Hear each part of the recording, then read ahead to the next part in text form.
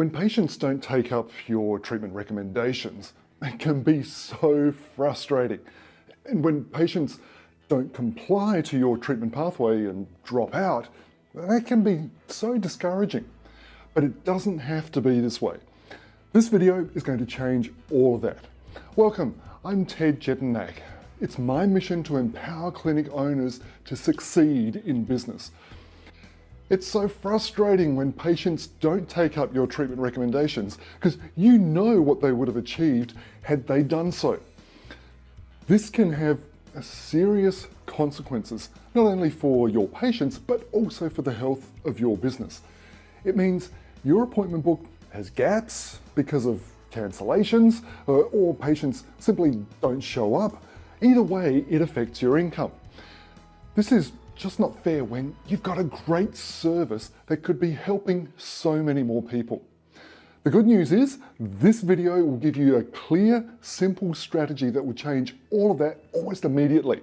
When I started doing this, my appointment book filled up about 20% in just 1 month, and that included the associate who was working for me too.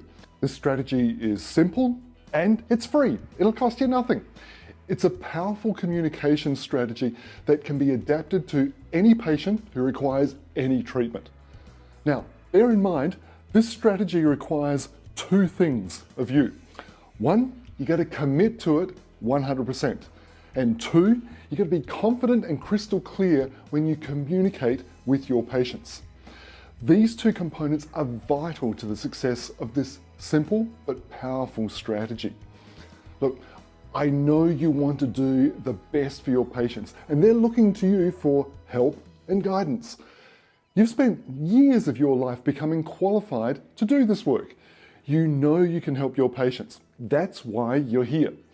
So it's time to be committed, clear, and confident about leading your patients, your clients, on their journey to better health.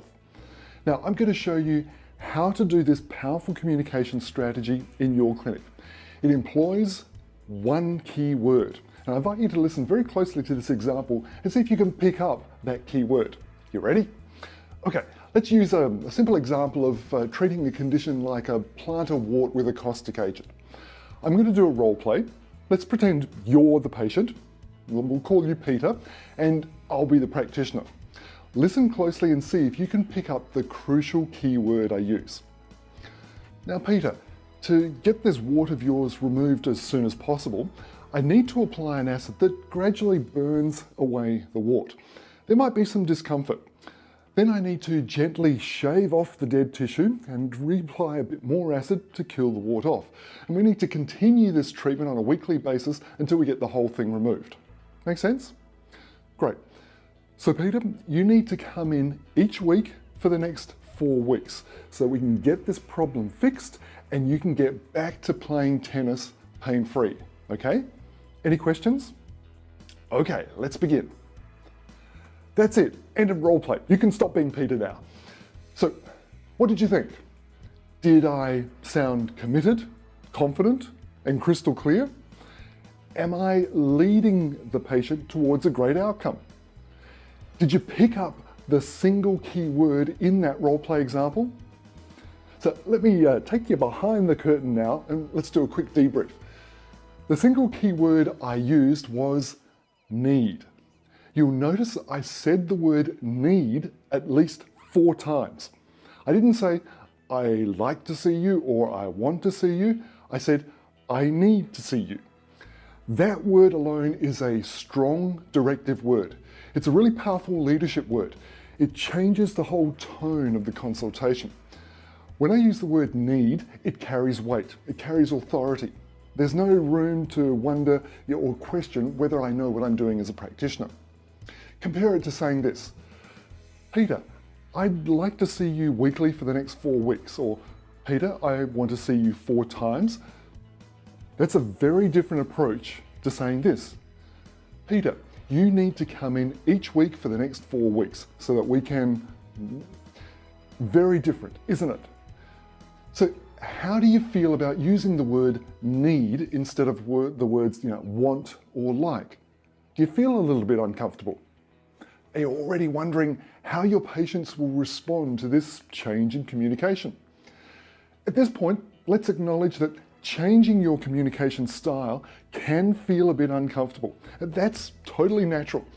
Think of it as a sign that what we're exploring right now is exactly what you need to hear to grow your clinic.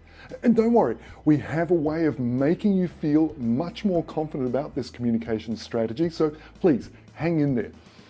Okay, now that you know the single key word, let's make sure your communication is crystal clear to your patients. In my previous example, I told Peter that I needed to apply some acid and let it kill off some tissue, and then he needed to come back in for me to gently shave off the dead stuff and reapply more acid.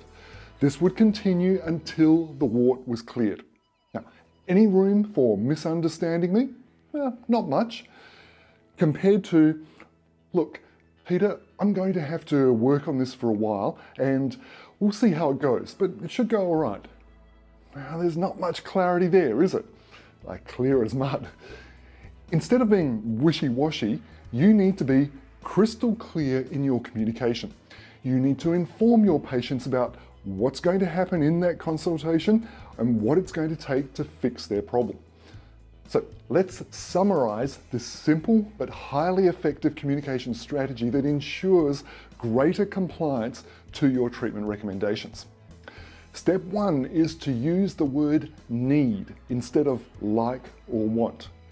Step 2 is to be confident and crystal clear when you communicate to your patients what they need to do and why.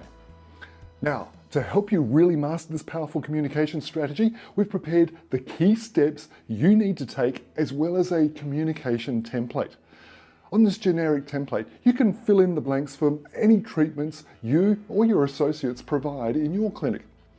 So this is what you need to do. 1, download the freebie worksheet, How to Communicate Confidently. 2, fully commit to doing this by practicing the communication templates that you need in your clinic so they become automatic. And your third step is to celebrate your progress in getting your patients to do what's going to serve them best. If you don't follow this highly effective strategy, chances are you'll continue to be frustrated with patients who don't take up your treatment recommendations, or they drop out and don't stay the course. It's a huge waste of your time, energy, and expertise. Fully commit to this one simple strategy, practice it and put it into action in your clinic. Do it with every single patient. And when those patients return for their follow-up visits, remember to keep reminding them every single time what the plan is and why it's important. Don't make the assumption that patients will remember their own treatment pathway. As soon as your patient loses the plot or gets confused about what's happening and why, you've lost them. Wow, congratulations. Awesome work. You're making great progress. Hey, thank you for joining me in this vlog. It's always great to work with dedicated clinic owners who want to power forward and succeed in business. By the way, if you found this tip useful and would love to be guided further on how to succeed in business, you'll love our Better Business Coaching program. Join our waitlist so you can be the first to hear when the next intake is open. The link is on this page. Until next time, serve with spirit, connect with care, and download your communication cheat sheet today.